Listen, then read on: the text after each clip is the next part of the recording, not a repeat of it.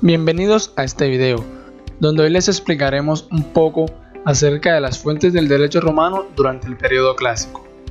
Antes de dar inicio, aclaramos que este video va dirigido a todo público en general, pero especialmente a los estudiantes de derecho.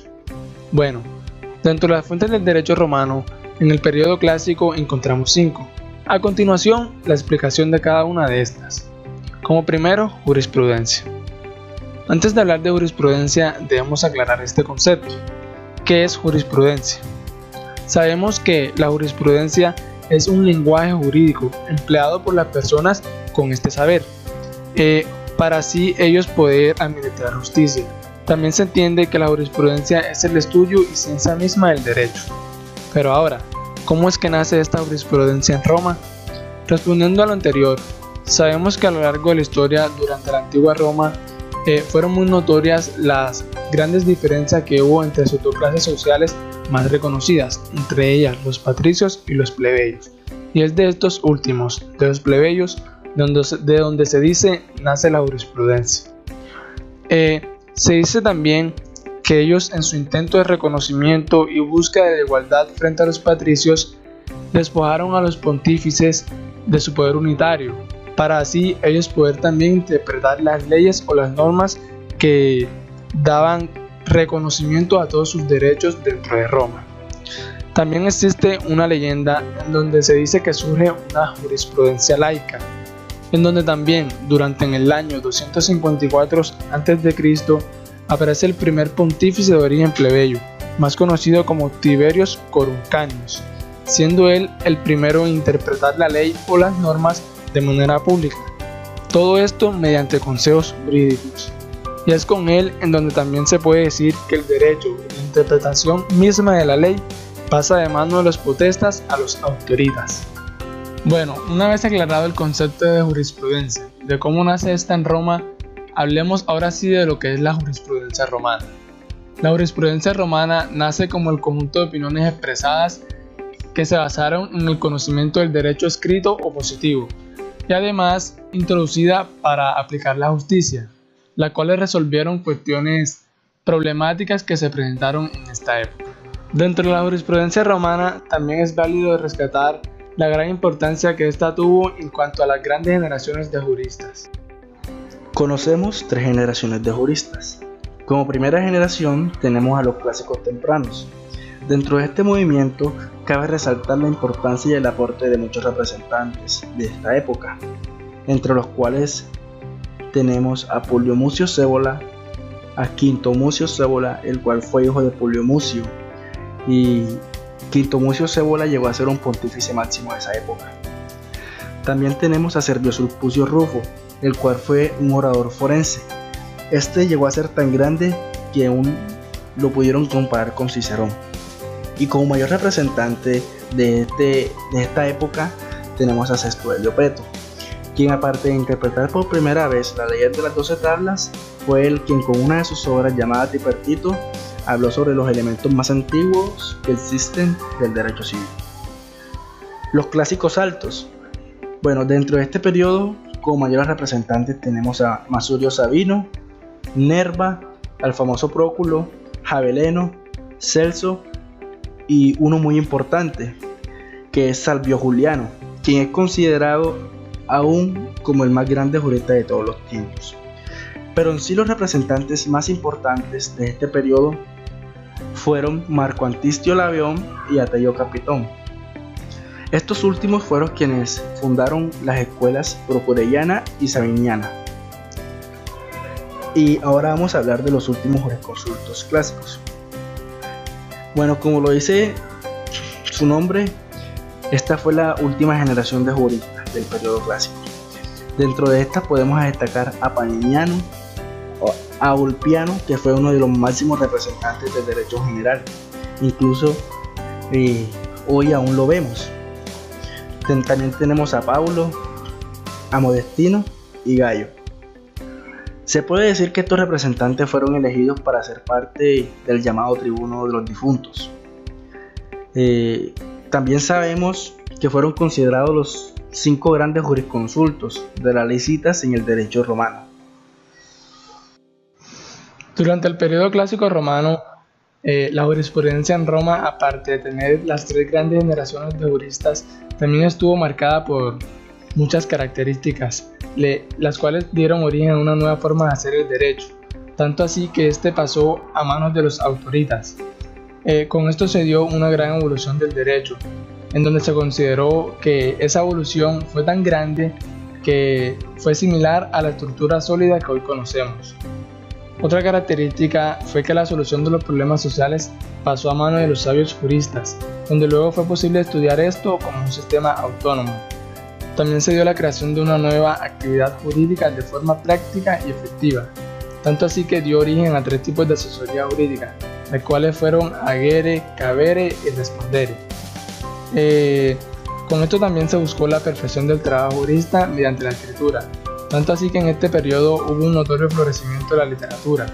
Se dice que en la búsqueda de esta perfección del derecho se dio un movimiento jurisprudencial que buscó el desarrollo de las escuelas procuriana y sabiniana, antes mencionada, y como segundo buscó la oficialización de los jurisconsultos.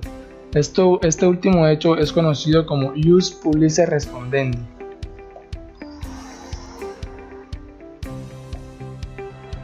Durante el periodo clásico, aparte de la jurisprudencia romana, también se dio la jurisprudencia clásica, en la cual se manifestó literalmente a través de colecciones de respuestas que contienen las soluciones que los juristas en ese entonces daban a los casos prácticos que las personas les consultaban.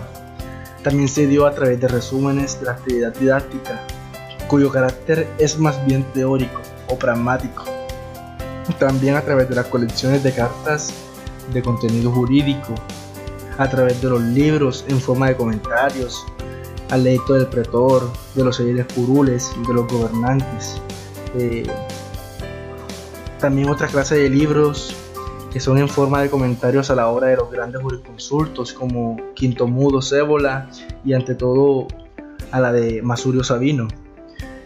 Se dio también por medio de digesta, que son obras de contenido muy amplio que recopilan opiniones jurisprudenciales sobre asuntos tratados en el edicto, en el derecho civil, en las leyes.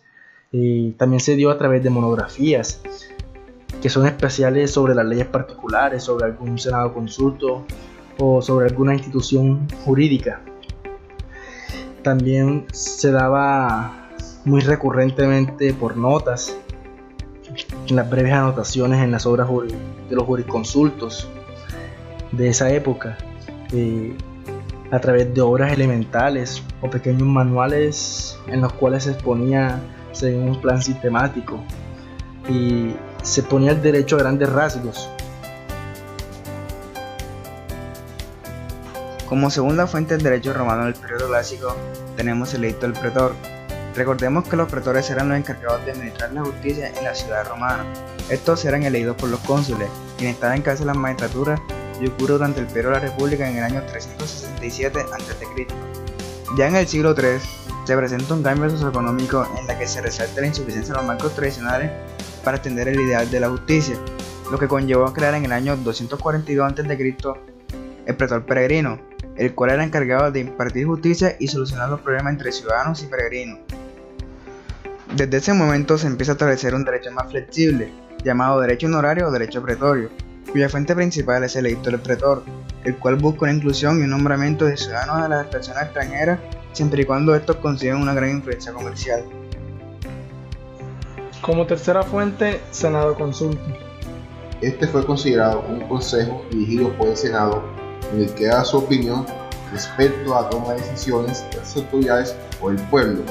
Durante la República se limitaba a dar consejo, cosa que cambia en el Imperio, donde tiene gran importancia al ser conformado por un cuerpo de 600 miembros designados por el príncipe.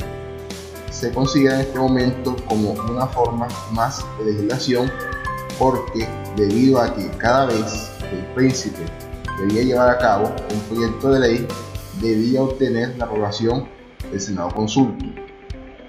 No solo por eso, el Senado Consulto es llamado otra fuente del derecho romano del periodo clásico, sino también por tres razones importantes. Primera, la pérdida de importancia de los comicios dentro de la organización del Estado y la reducción de las leyes comerciales. La segunda, la posición del príncipe dentro del detrimento de las prerrogativas del Senado. Tercera, la posibilidad de negar el ingreso al Senado a aquellos magistrados que no acatasen sus opiniones.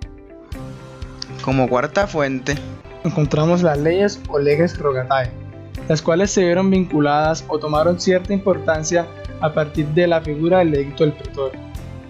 Se dice que las leyes eran pocas o muy escasas, por lo que las personas acudían primero a la jurisdicción antes que a las leyes.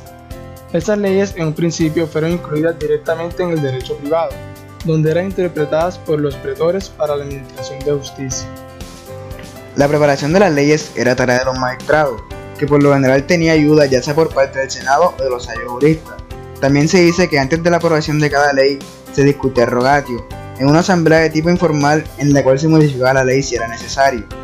Ya una vez consultada la ley en la asamblea, se presentaba a los comicios, ya sea por curia o por tribu, donde los ciudadanos decidían si aprobarla o no, pero no podían modificarla.